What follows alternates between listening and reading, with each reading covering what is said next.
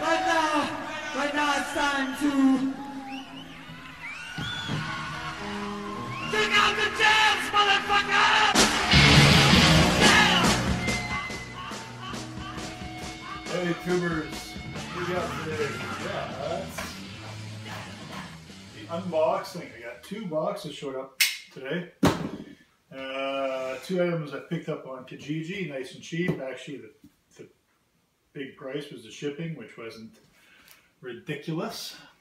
But you know what? For these things that I pick up, I know what they are. They're actually a couple old motors. One is a Briggs & Stratton FH, so this one's dated around 1929, and the other one is a Maytag twin. So neither one, the reason I was interested in them at all was the fact that neither one had been restored at all. Now one of these guys is the Briggs FH, and it is seized. But everything is there. So if it's seized, everything's there, well, you know, we can make it work out. But when you open it up, you'll see, you know, kind of what's awesome about it. And that is that it's an external pushrod motor. And it's 1929, so that is 85, 86 years old. 86 years old? Yeah, 87 years old. 87 years old. It's freaking old. The other is a, what did I say?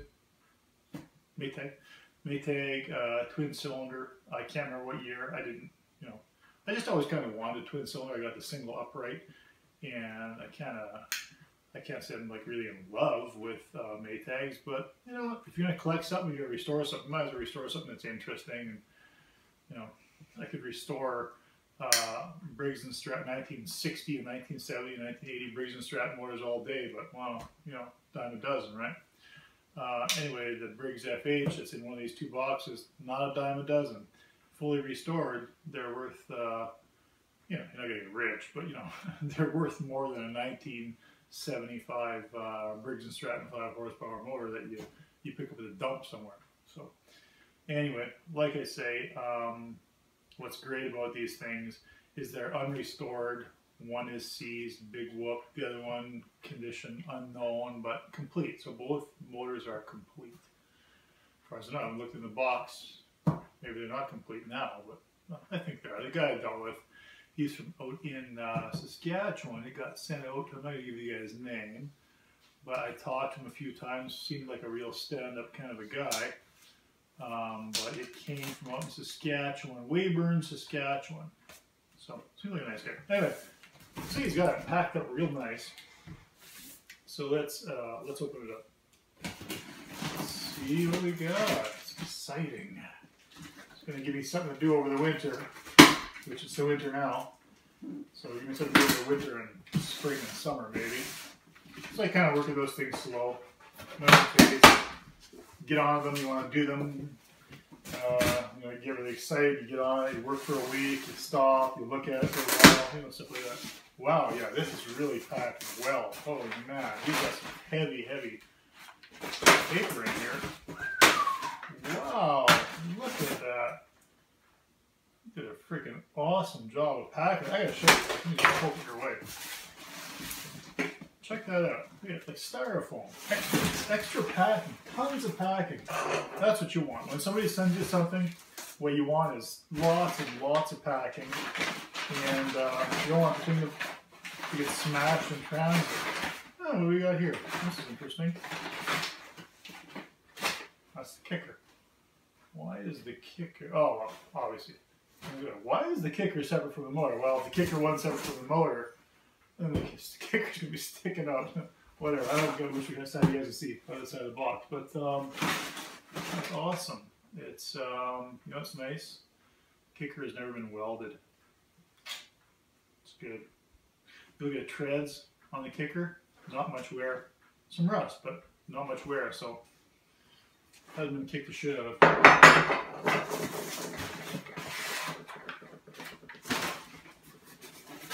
Let's get it on. Got to get it on. No choice but to get it on.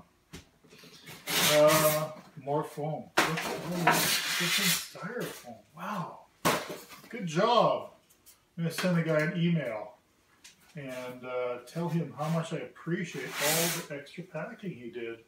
He spent a lot of time here. I think the only thing better would be like a wood crate. Which, you know, why use a wood crate? Holy man, look at it. Freaking... Oh, let's take this out. Okay. Let's get this out. Let's get this out. They got in the kitchen. In the kitchen, I'm not really worried. Put some grease on the table. Oh, look at it. More. Styrofoam. Paper. Tons of stuff. Wow. Better check. I mean, who knows?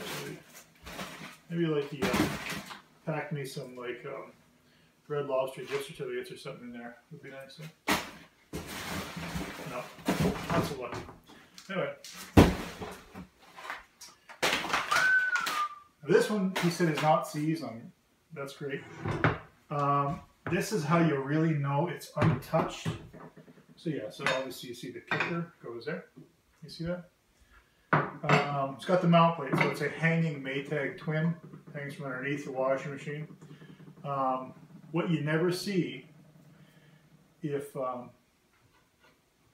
it's been tampered with is this guard on here. People take this guard off right away and they lose it and toss it in the garbage.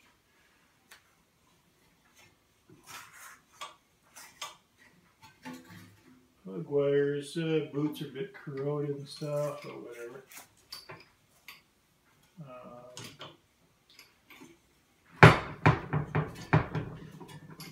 It's a little low on compression.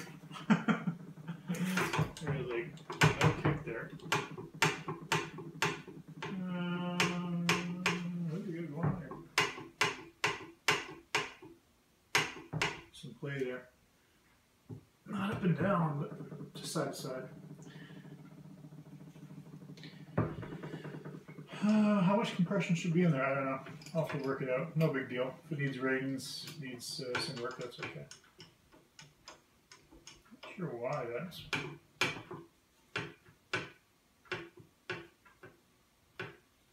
Anyway. Not to worry. There's going to be some play there no matter what. Fuel tank. You see that? Okay. Another awesome thing. You can tell it hasn't been messed with. What is banging that? I think it's just a crank. No big thing. Maytag company. Got your original decal on the tank. Got your original decal on the kicker cover down here. You see that, I guess? It's good news. How much sludge do you think is in the bottom of that tank? Uses two-stroke. It's a two-stroke, 60:1 mixture. What's going on there? A flashlight, that'd be good. Have a peek. How much rust do we got in here? Yeah, these flashlights, huh? When they work, they're awesome. The tank is clean, clean, clean. So that's good news. It's clean. It's just dirty on the outside. Any rust on the bottom of the tank? Ride through anywhere? Let's have a look. No, drain plug. Good solid tank. Everything is solid here. So I'm just not expecting tons and tons of issue other than checking it over. Pull the cylinders apart, ungum everything, make sure the governor is working inside. Everything's good. It's got the which mag? I guess it's an Eisman, I hope. It's an it's a Eisman magneto. For what I understand, Eismans give like zero trouble. So good. So that's the first one. Looks to be all there. I'm not seeing any issues. Otherwise, like I say, other than the seems like it's just that we're just not cranked in the plugs, but no. I wish I knew what the Compression should be on this thing, but I don't feel thump, if you know what I mean. Anyway, it's your enrichener, just your air. Okay. Cool. So that's number one. Let's get on to the next one. Box number two. Taller box. We know what this one is. It's going to be the Briggs FH. You know, I'm not holding tons of hope on this one. This one was basically free, but as close to free as you can get. Just had to pay for the shipping. Just because the motor's seized and, you know, condition kind of unknown. So I'm not going to get super deep into something that I end up maybe having to part out to somebody else. So, you know, it's just not worth it. But anyway, let's have a look. See what we got. Yeah, he knew that going in when I bought it from him. I was like, yeah, seized, I don't know. You know, he was going to take a risk on it. You know, I'll take a risk for the price of the shipping, but I'm not going to take a risk and, you know, and give you anything really for it. So I think he was trying to make some room in the shop, maybe. So again, super well packed. You know, this guy has packed this thing like it's the freaking Vanderbilt diamond, right? Whew. Boxes. Again, yeah, check it out. Look at the packing here. It's stuffed right to the top. I guess you guys saw that, right? Look at all the same. Heavy, heavy paper packing. Again, tons of foam in here. Heavy boxes, tons of foam, lots of great packing. Good job. Not that great job. Took some real extra steps to make sure it was taken care of. Wow. This thing is this is a relic of the past. Phew-wee. Oh, wait. It's going to take some work, but, you know, maybe if I get it freed up. Let's get it out of here. Let's get a look. Did it get wet? No. It might have got. The box kind of damp. Some water dripping out of it or something like that. Who knows? Take out, before I can show you guys more, I gotta take a lot of the packing out here. Oh, God, man. It's tight. Okay. I'm going to drag this thing out. I'm just going to put it down and put it up on the table for you.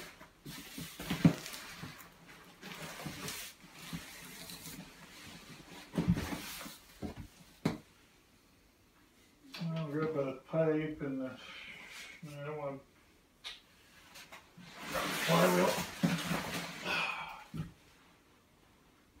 Oh man, that's heavy. Yeah, something was kind of wet there, but whatever. No big. Absolutely everything on this motor will have to come apart and be gone over. There's no doubt about it. I believe, yeah.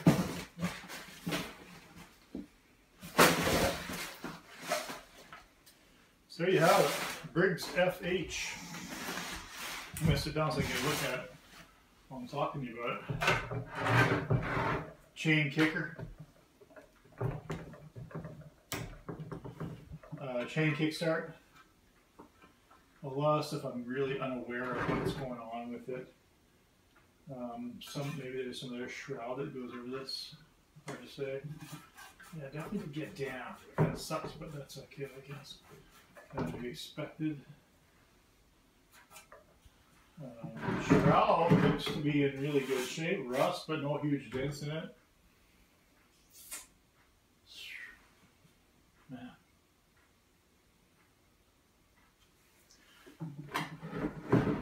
It's heavy, it's cast.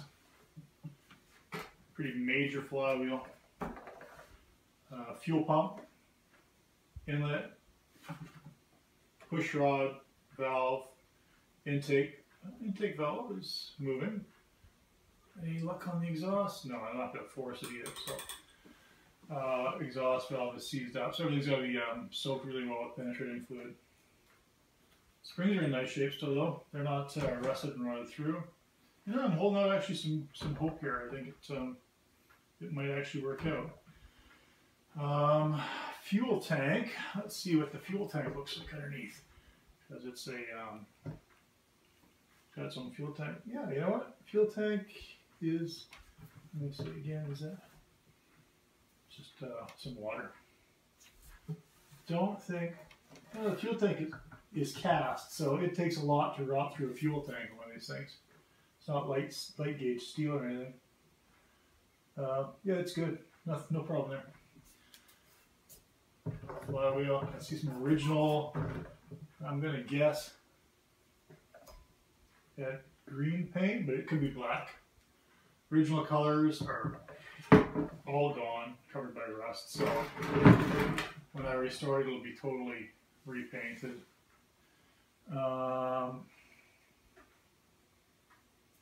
This is your high voltage wire. Goes your plug. It runs into a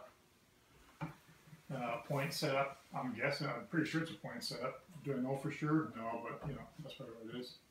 Coil, point setup, condenser. Nothing broke. Nothing cracked. Got the slant fin design, which is fairly desirable. What is that? Crankcase vent, I believe. It's a crankcase vent. How it works exactly, I'm not too sure, but I would say it's a crankcase vent. Push rod, exhaust. You know, who knows what this deal is on the exhaust. Nice design on it. I mean, I don't know if a lot of you guys have ever seen one of these, but really simple carburetor. I think that is the, I can't, pot metal design, pot metal, not really the best, but you know, it might be okay. It seals up all right, should be all right.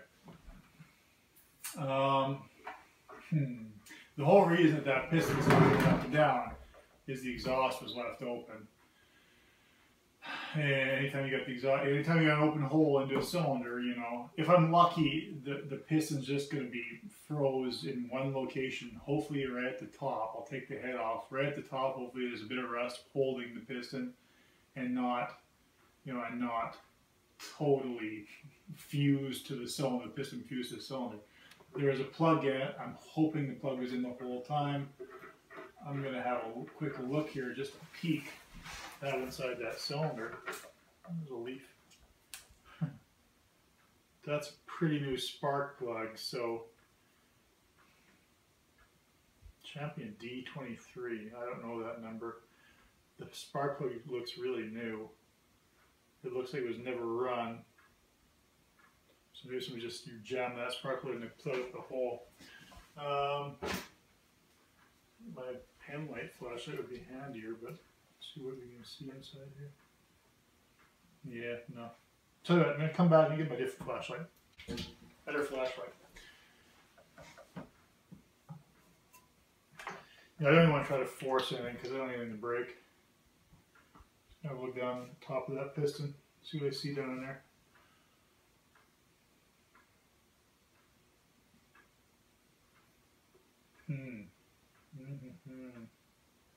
I don't see a ton of rust on top of the piston, so you know, might got lucky here. Might not be too bad. Again, I'm gonna have to take off the head, like I say, and give it a good looking over inside and see what's just holding it. Hopefully, there's nothing broke inside that's holding it up. Hopefully, it's just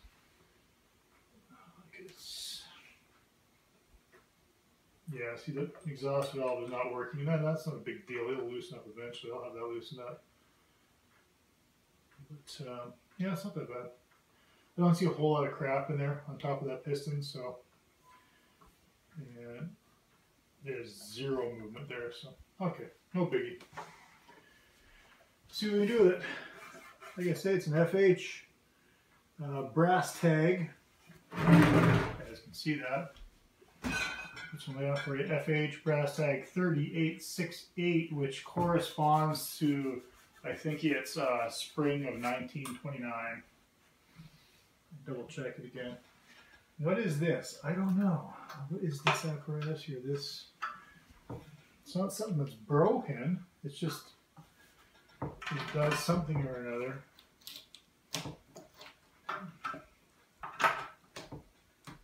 Don't know what it does.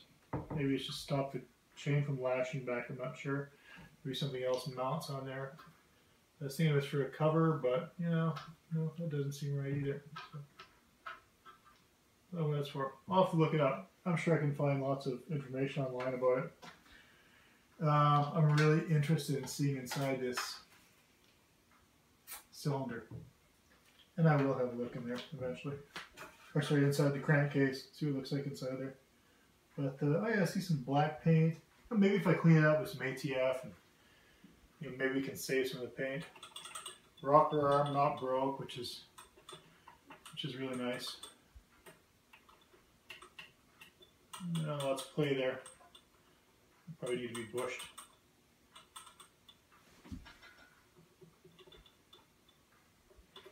Anyway, guys, so that's it. 2 motors. One with seems like it's got kind of low compression. We'll find out. Maybe that's normal. The other one with the seized motor, but again, it's very desirable. The FH Briggs, and no broken fins. No broken fins. No busted out crankcase. No rotten fuel tank.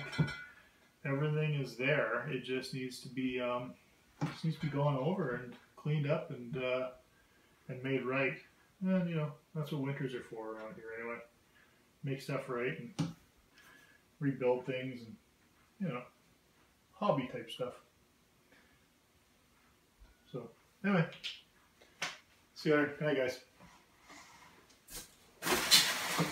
Hey guys, just in addition to the video, made a little bit of progress just out of curiosity, really, to see how badly things are going to be with this motor, just to see if I wanted to get started on it, or how much time I wanted to invest and things like that. But yeah, it was seized, but very, very lightly seized, almost nothing, to be honest with you.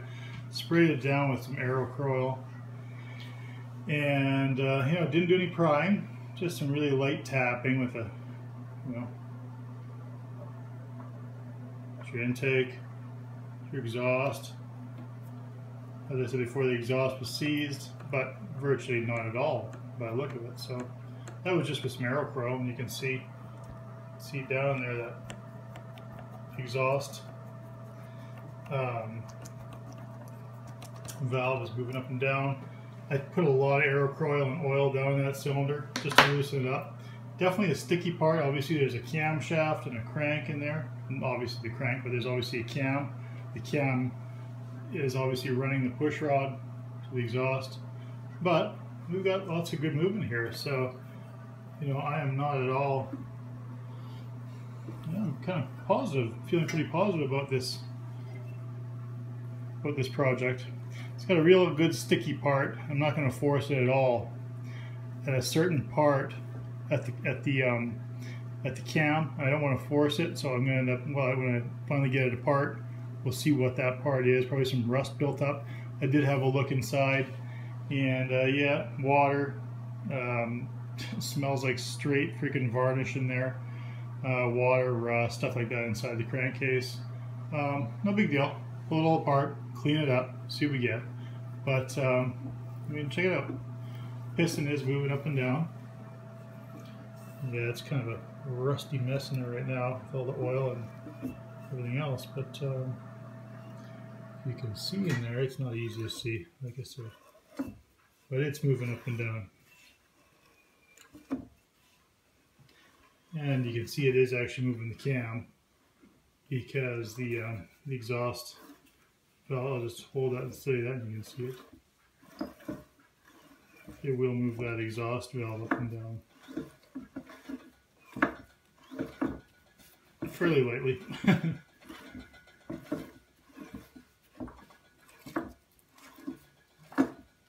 You can see it just right there at that point right there. it does open it.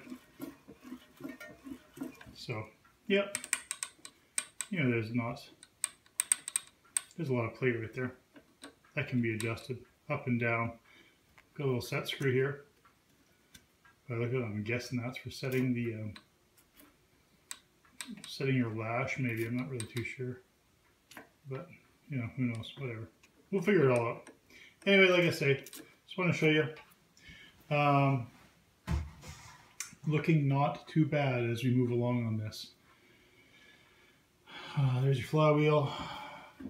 I'm guessing behind, there's something else I didn't know what this is. I'm thinking, I don't know if it's an advance of some kind or what it is. It's a little lever. Maybe it's an advance for a spark or gosh, I don't know. We'll work it all out. Obviously the ignition is in behind the flywheel here. If you follow that lead down, it's in behind here. So what this lever is over here, yeah, I'm really not sure, but I'm sure I'll figure it out eventually. Spray everything down with Kroil. Nuts, bolts, everything is sprayed down. It's still working pretty good. That's your little ratchet set up for your kicker. Soaked the chain pretty good. I'm thinking there's probably supposed to be a spring return inside here somewhere. And that'll get addressed at a later date, obviously. It'll all get addressed and it'll all be working. But anyway, that's the update, guys. And, oh, okay, so there's the little bit cleaner shot on the tag. If that interests anybody.